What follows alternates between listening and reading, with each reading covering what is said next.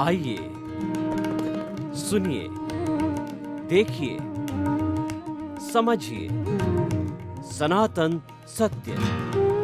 जैसी दृष्टि वैसी सृष्टि, दृष्टि विज्ञान। कुदरत, कुदरती रचना एवं कुदरत के कानून से शाश्वत सुख की प्राप्ति। जोधपुर के परम पूज्य महात्मा उपासक प्रोफेसर डॉक्टर सोहन राज तातेड़ के निर्देशन में सनातन सत्य। जैसी दृष्टि वैसी सृष्टि, दृष्टि विज्ञान।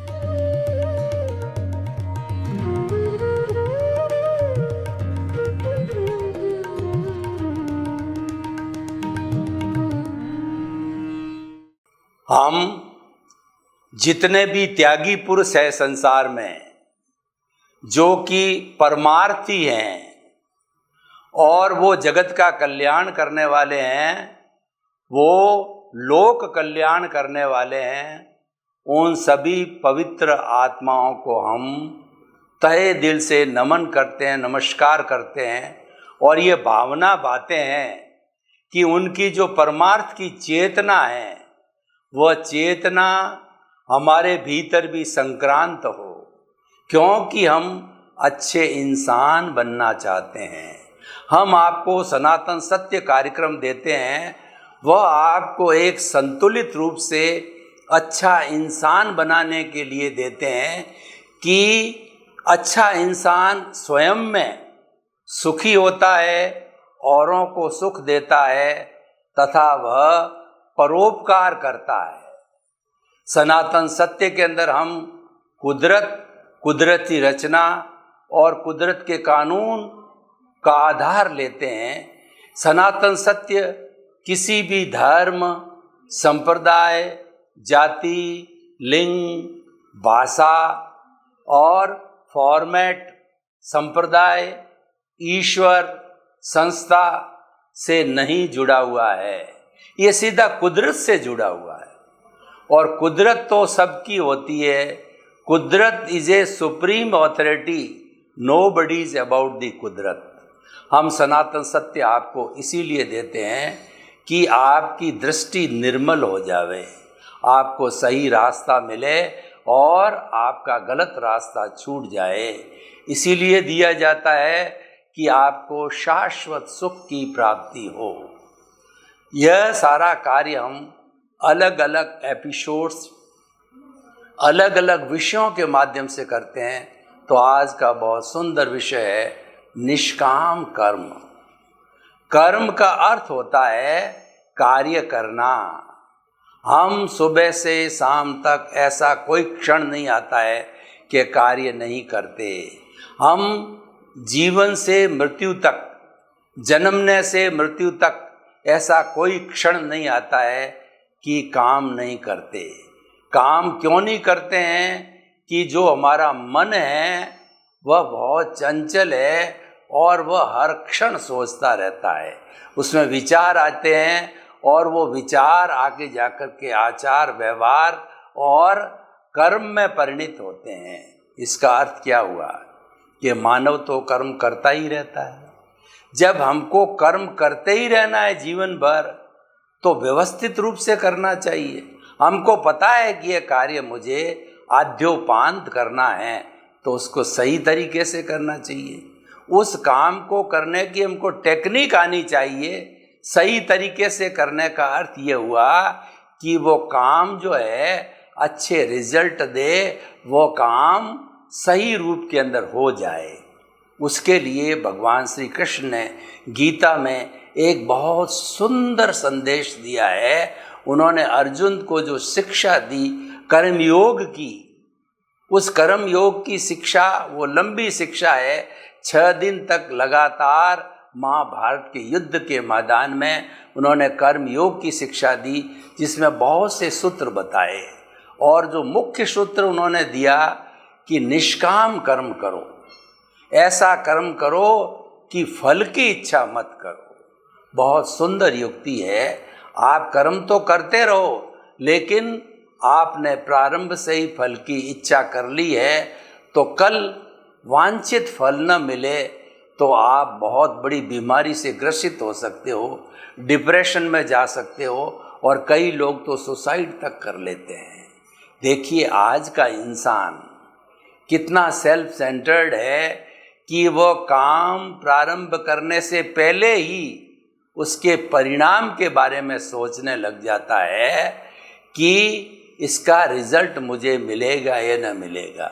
यह बात जरूरी है कि जो कार्य स्वयं के लिए और समाज के लिए अहितकर हो, अपराध इत्यादि, हिंसा इत्यादि का काम हो, उसके बारे में तो चिंतन होना चाहिए, वह तो नहीं किया जाना चाहिए, वह तो सोचना ज़रूरी है।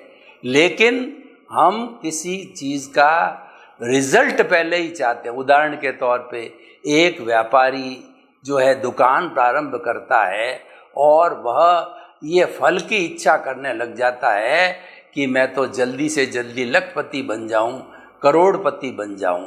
तो उसने फल पहले चाहा और दुकान बाद के अंदर लगाई, तो अच्छी बात है अगर वो लखपति करोड़पति बन जाता, भाग्योदय से, पुण्योदय से। हम ये नहीं कहते हैं कि फल अच्छे नहीं मिलते हैं, मिलते ही हैं, परंतु बाय द वे अगर वो फल रिवर्स डायरेक्शन में मिले, वो फल एडवर्स मिले, वो वांछित फल न मिले, तो उस स्थिति के अंदर आप बहुत ज़्यादा दुखी हो जाओगे, आप बहुत ज़्यादा नर्वस हो जाओगे और आगे काम करना भी छोड़ दोगे। इसीलिए जो व्यक्ति फल की इच्छा नहीं करता है वह मस्त रहता है, क्योंकि वह तो समर्पित हो जाता प्रभु को कि फल देना भगवान के हाथ में है, फल देना मेरे भाग्य के हाथ में है और काम करना मेरे हाथ में है। देखिए कि मैं आपको एक उदाहरण देता हूँ कि हम जब कभी भी परीक्षा में बैठते हैं, हमको जो आंसर शीट मिलती है, तो जितने क्वेश्चन होते हैं उनका उत्तर बेस्ट से बेस्ट उत्तर देना वह हमारे हाथ की बात है, और बेस्ट से बेस्ट उत्तर के रिजल्ट देना, मार्किंग करना, वह एग्जामिनर के हाथ की बात है। वो एग्जामिनर का कर्म है और लिखना मेरा कर्म है, और मैंने अच्छा लिखा है तो एग्जामिनर से मेरी दुश्मनी थोड़ी है कि वह अच्छे मार्क्स नहीं देगा, देगा ही। लेकिन मैं किसी चीज़ को अच्छा मानूं और एग्जामिनर की दृष्टि के अंदर वह उत्तर सही नहीं है, तो वह तो अपने हिसाब से हमको जो है मार्किंग करेगा, और हम उसके अंदर दुखी हो जाते हैं कि देखो मेरे को इतने कम मार्क्स मिल गए, मेरे साथ पक्षपात किया। हम जो एग्जामिनर पे दोषारोपण करते हैं और रिवैल्यूएशन कराते हैं, लेकिन रिज़ल्ट यही निकलता है कि वह एज इट इज़ रिज़ल्ट रहता है। तो हम ये कहना चाहते हैं कि आप जन्म से मृत्यु तक काम करते रहो, करते रहो, करते रहो, फल की इच्छा मत करो, फल तो अपने आप मिलेगा। जितना हम काम करते हैं वो हमारा पुरुषार्थ है, और जो फल मिलना है वह हमारा भाग्य है, वह उसकी परिणति है, वो उसका रिजल्ट है, तो हमें उसकी चिंता नहीं करनी है। देखिए इसके सैकड़ों उदाहरण हम आपको दे सकते हैं कि हम जो है कोई भी आपस में मिलकर के समाज का काम करते हैं और खूब सावधानी के साथ करते हैं, सबके हित के लिए करते हैं, तो वह उसका जो रिज़ल्ट है वो अच्छा ही आता है। लेकिन वह हितकर काम कुछ लोगों को पसंद नहीं आता है, क्योंकि उनके निजी स्वार्थ होते हैं, तो उसमें हमारा कोई कसूर नहीं है, क्योंकि हर चीज़ हर को पसंद आए यह संभव भी नहीं है। इसीलिए कर्म के साथ साथ में रिजल्ट का जो है लक्ष्य न रखना, ये निष्काम कर्म कहलाता है, और यह एक अच्छी लाइफ स्टाइल है, अच्छा वे ऑफ लिविंग है, साइंस ऑफ लिविंग है, और अच्छा कार्य करने की पद्धति है। हमको इसी दृष्टि से आगे चलता रहना चाहिए। देखिए गीता के अंदर जो निष्काम कर्म के बारे में भगवान कृष्ण ने अर्जुन को जो शिक्षा दी कि अर्जुन ने पहले ही दिन जब भगवान सारथी थे उसके, और जब वो उसका रथ है युद्ध के मैदान के सेंटर में लाया गया तो अर्जुन ने चारों तरफ दृष्टिपात किया, देखा कि मेरे भीष्म पितामह हैं और मेरे गुरु द्रोणाचार्य है, कृपाचार्य है, मेरे भाई दुर्योधन है और पांडव है, सभी हमारे प्रिय जन मेरे सामने हैं, क्या मैं इसे युद्ध लड़ूंगा? एक छोटे से साम्राज्य के लिए युद्ध लड़ूंगा? कोई भी जीते पर कितनी जन हानि होगी, धन हानि होगी, और मिलेगा क्या? वो साम्राज्य किस काम का कि जो कि भाइयों को मार के मिले, जनता को मार के मिले, सेना को मार के मिले। धिक्कार है वो साम्राज्य का। और उसने भगवान कृष्ण ने हथियार डालते हुए के सामने हथियार डालते हुए कहा कि मैं तो युद्ध नहीं करूँगा। परंतु भगवान कृष्ण को युद्ध की पृष्ठभूमि पूरी ध्यान थी। उन्होंने सारे प्रश्न किए। वो तो ईश्वर थे, वो तो चाहते तो महाभारत का युद्ध टाल सकता था, लेकिन नियति को मंजूर था। नियति को मंजूर क्यों था? यदा यदा ही धर्मस्य ग्लानिर् भवतिर्भावना, यानी जब जब धर्म की हानि होती है तब तक ईश्वर जो है वह अवतार लेते हैं। तो धर्म की हानि पराकाष्ठा पर थी, इसीलिए धर्म की स्थापना करने के लिए महाभारत का युद्ध धर्म और अधर्म के बीच का युद्ध है। संपूर्ण प्रयास किए गए। भगवान कृष्ण सब स्वयं शांति दूत बनकर के धृतराष्ट्र और दुर्योधन को बड़ा छोटा सा प्रस्ताव रखा कि लड़ाई में लड्डू नहीं बढ़ते हैं, दोनों तरफ से जन और धन की बहुत बड़ी हानि होगी। हमारा प्रस्ताव ये है कि पूरे देश का साम्राज्य 2 भागों में नहीं बटे, कोई बात नहीं है। पांडव तो संतुष्ट लोग हैं, उनको एक एक गांव अगर आप अपने साम्राज्य में से दे दो तो उसमें भी वो प्रसन्न हो जाएंगे, उनको एग्री है वो। तो दुर्योधन लालची था, महत्वाकांक्षी था, क्रोधी था और बुराइयों की जड़ थी, अधर्म की ओर उसका झुकाव था। तो उसने तो कहा कि गांव देना तो दूर, मैं तो सुई की नोक जिता भी साम्राज्य पांडवों को नहीं दूंगा। तो युद्ध असंभव भावी हो गया। तो भगवान कृष्ण ने जो है अर्जुन को ये शिक्षा दी कि तुम क्षत्रिय हो और युद्ध के मैदान में आ गए हो, पीठ नहीं दिखाना है। क्षत्रिय को जो है युद्ध करना होता है, चाहे वह बलिदान भी हो जावे। ऐसा क्षत्रिय जो युद्ध की मैदान के अंदर मारा जाता है उसकी स्वर्ग की गति होती है, ऐसा माना जाता है।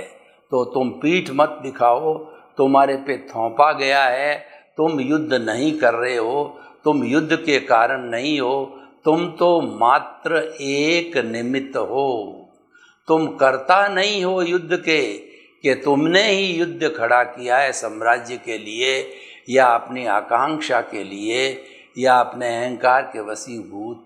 तुम तो योद्धा होने के कारण मात्र एक निमित्त हो।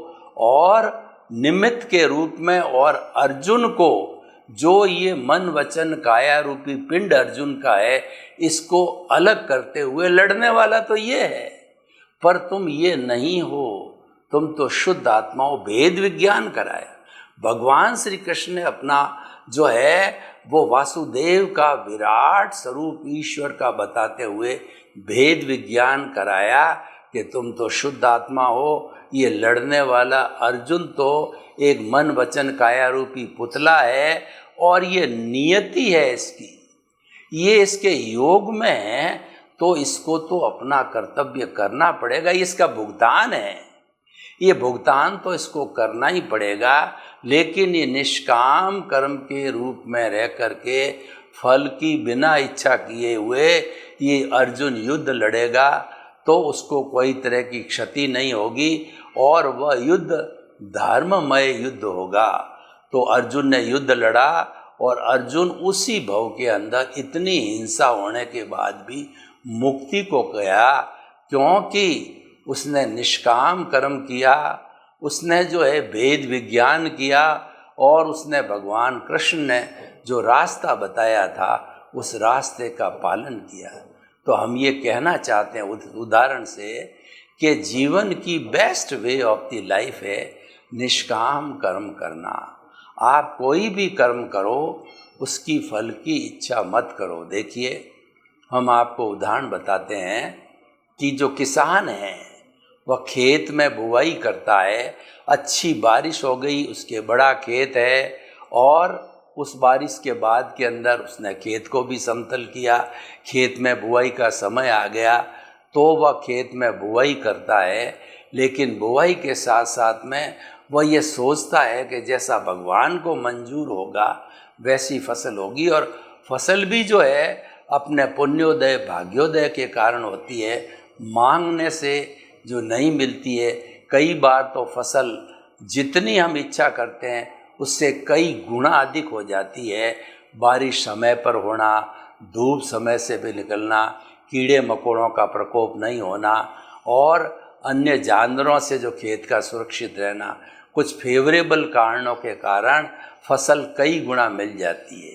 और कई बार जो है फसल जो है जितनी चाहते हैं उससे आधी पाव भी नहीं होती है। इसके एडवर्स इफ़ेक्ट वही है, समय पर जो है बरसात का न होना और कीड़े मकोड़ों का प्रकोप होना, दूसरे जानवरों के द्वारा खा जाना और बीज सही तरीके का नहीं मिलना, आदि आदि। तो दोनों स्थितियां हैं, दोनों स्थितियों में हम सम रहो।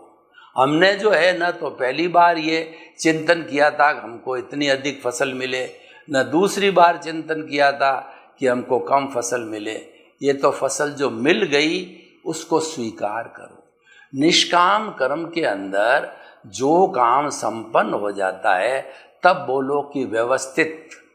व्यवस्थित का मतलब ये है हो गया जो मुझे मंजूर है, हुआ सो न्याय।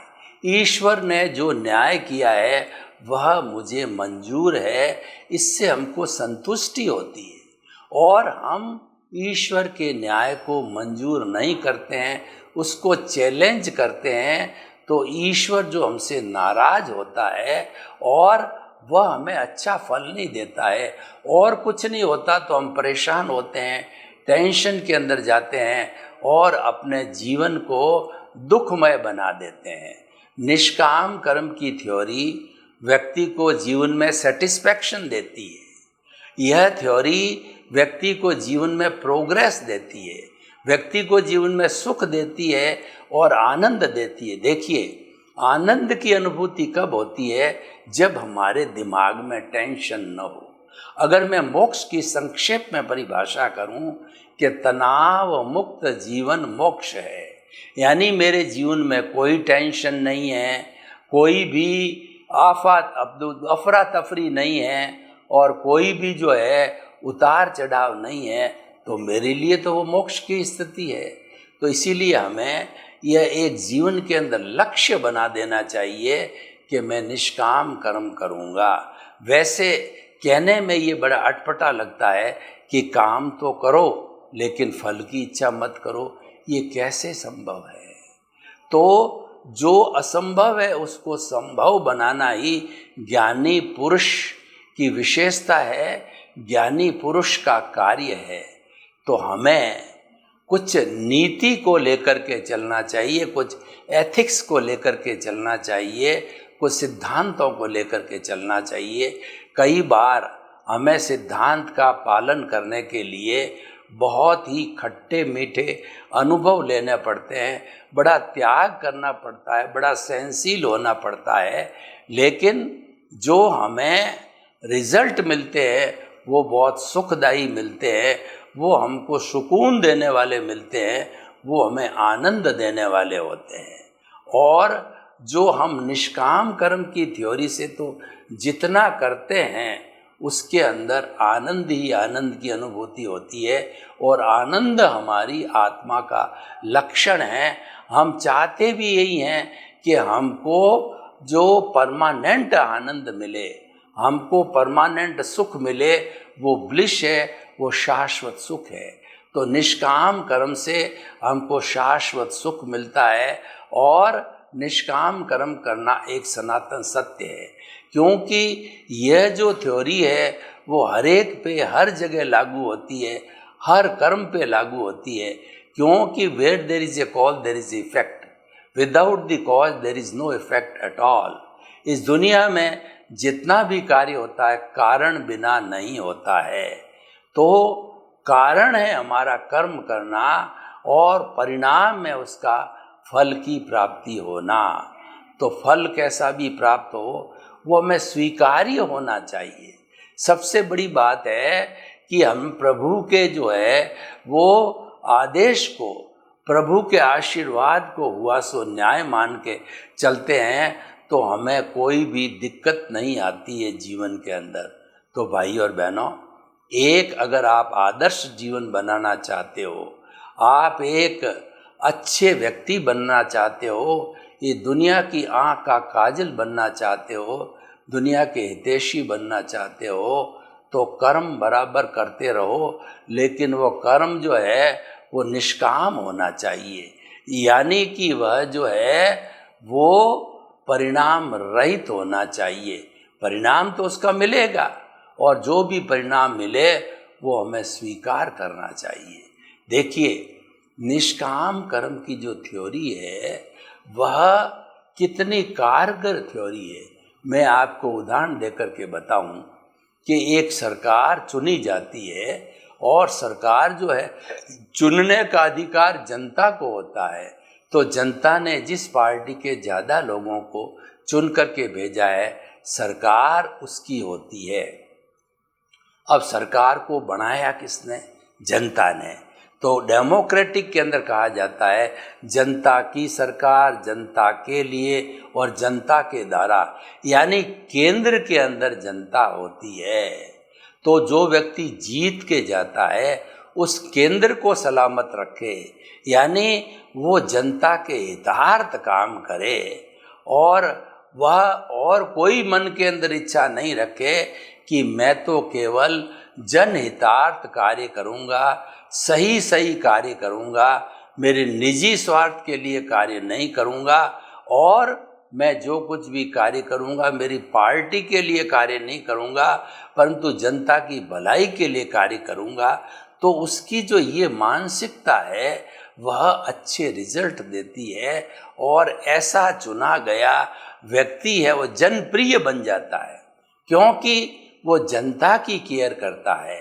आप जिसकी तरफ हाथ बटाओगे, जिसका ध्यान दोगे, जिसका अवलोकन करोगे, तो निश्चित तौर पे उसके दिल में आपके जगह हो जाएगी।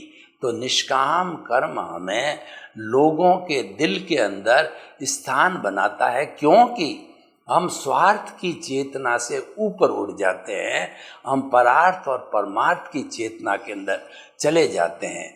अगर निष्काम कर्म की थ्योरी व्यक्तिशः लागू की जाए, परिवार में लागू की जाए और हमारे समाज के लिए लागू की जाए, देश के लिए लागू किया जाए और विश्व के लिए लागू किया जाए, तो आज जितनी दुनिया में हिंसा, अफरा तफरी, घृणा और उसके साथ साथ के लड़ाई झगड़े टंटे, जितने भी अहंकार की वृत्ति है, ये समाप्त हो जाती है। क्योंकि हम कोई भी कार्य किसी चीज़ के वशीभूत होकर नहीं करते हैं, तो रिजल्ट तो अपने आप मिलता है। अच्छे काम का रिजल्ट तो अच्छा ही मिलेगा। आप तो अपना कर्म करते रहो, फल की इच्छा नहीं करनी। निष्काम करने वाला योगी भक्ति मार्गी बन जाता है। वह अपना सारा जो कार्य है वो ईश्वर को समर्पित कर देता है। वह ईश्वर का बन जाता है कि मेरा जो कोई भी मन वचन और कोई भी एक्शन है वो सब भगवान का है। वो भगवान जो है मेरी रक्षा करे। आपने देखा होगा कि पुराने ज़माने के जो एल्डर लोग होते थे, एल्डर माताएं होती थी, उनको पूछा जाता था कि तुम्हारे कितने बेटे हैं, तुम्हारे कितने पोते हैं, तो वो जवाब एक ही देती थी कि भगवान के दिए हुए 5 पोते हैं। और किसी को पूछा जाता था तुम्हारा घर धन संपत्ति ये कितनी है, तो कि ये सब माया तो महादेव की है। ये जो समर्पण भाव है ये निष्काम है। और अगर हम इसकी जगह से हम ये बात करते हैं कि ये 10 करोड़ का मकान मेरा है और मैंने बनाया है, कितना खूबसूरत मकान है, इसके अंदर इतने कमरे हैं, इसमें ये डिज़ाइन है, यानी मैं उसके लिए अहंकार पोषित हो जाता हूँ, तो ये निष्काम कर्म की थ्योरी के विरुद्ध है। परंतु हम अगर निष्काम कर्म के विरुद्ध कर्म करते हैं तो मान के चलिए कि वो रिजल्ट तो उसके अनुसार ही मिलेंगे ना, क्योंकि रिजल्ट तो कृत कार्यों का मूल्यांकन होता है। जैसे कि आंसर शीट के अंदर जो एग्जामिनर मार्क्स देता है अपनी मर्जी से नहीं देता। वो मर्जी से क्यों देगा? उसकी ड्यूटी है कि सभी स्टूडेंट्स को वो समान समझता है, उसको ड्यूटी समझ के करे। दूसरे शब्दों में हम ये बात कहें कि निष्काम कर्म का अर्थ होता है अपनी ड्यूटी समझ के करो। हम एक आपको उदाहरण, बहुत अच्छा उदाहरण देते हैं कि जैसे कि दाई होती है, तो वो दाई क्या करती है, उसकी ड्यूटी है किसी बच्चे को जन्म लेना, छोटा है उसकी देखभाल करना, माँ जैसा प्रेम देना और उसको धीरे धीरे बड़ा करना। तो अब देखिए, वो दाई उस बच्चे की माँ नहीं होती है, लेकिन वो दाई जो सोचती कि मेरी ड्यूटी है, मेरे को इस बच्चे को अच्छे संस्कार देना, इस बच्चे का लालन पालन करना, इस बच्चे को सुरक्षित रखना, ये मेरी ड्यूटी है। और जब वो ड्यूटी ऑफ हो जाती है तब वो भूल जाती है और फिर दूसरे दिन दूसरे समय दूसरे की ड्यूटी करने लग जाती है। तो ये निष्काम कर्म की थ्योरी ये कहती है कि आप परिवार में रहो, बाल बच्चों का पालन पोषण करो, आपके पुण्योदय से धन संपत्ति आपको मिलती है, उसका भोग करो, कोई रोकने वाला नहीं है, क्योंकि आपकी पुण्य से मिली हुई रहती है। लेकिन उन सब चीज़ों के बीच भी जो है अनाशक्ति के भाव रखने चाहिए कि ये जो कुछ भी सत्ता, संबंध, संपत्ति मुझे मिला है वो एक न एक दिन इसका वियोग होने वाला है, क्योंकि ये संसार का नियम है कि हर क्षण हर वस्तु बदलती है। कोई स्थायी दुनिया में एक चेतन तत्व को छोड़ करके कोई भी जड़ पदार्थ स्थायी नहीं है। तो उसको स्थायी रूप से समझना कि ये मुझे अच्छी चीज़ मिल गई है, अच्छा व्यक्ति मिल गया है, अच्छा बेटा मिल गया, अच्छा पति मिल रहा है, तो फॉर एवर मेरे साथ रहना चाहिए। कोई दुनिया में अमर नहीं है, सभी आने वाले हैं, सभी जाने वाले हैं, ऐसा मान के चलना नहीं चाहिए। ये निष्काम कर्म की थ्योरी के विरुद्ध है। और निष्काम कर्म की थ्योरी जो है हमें जीवन में संतुलन देती है, हमें जीवन में संतोष देती है, हमें जीवन में सुकून देती है, हमें जीवन में शांति देती है। चीज़ आपकी है, कोई लेने वाला नहीं है, लेकिन आपका नज़रिया कैसा है।